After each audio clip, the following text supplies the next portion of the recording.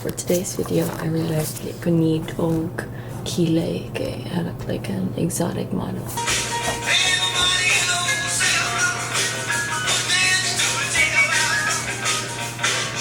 So kahapon, lipay ra ko kaayo kay dito og jeep. Taghila ko. Kay bang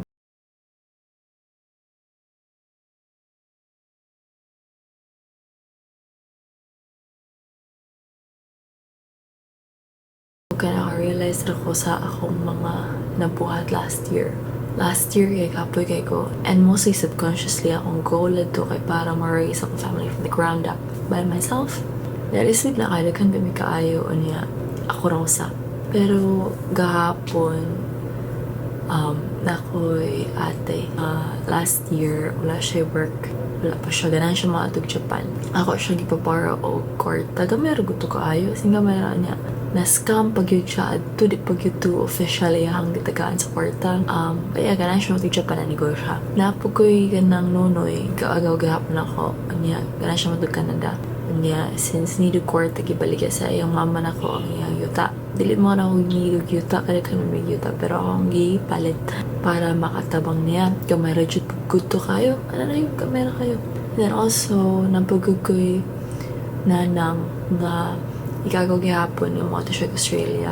Aniha, nagngutang ko in my name o 100k para makato siya o Canada. Dili jud to big kay nangutang naman po ko.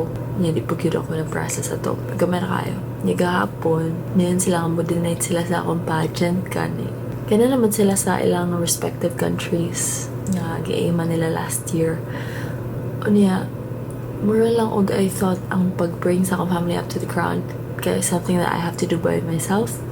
But actually, they're so great. They're very great people and kanang gitabangan ko nila in a way. Ilang gitabangan nilang gugulingon. And wala ko take credit. Pero mura lang og 1% nakatabang ko nila. And this is what it looks like na nag-raise ko the family from the ground up. Bisag dilikid ako tanan.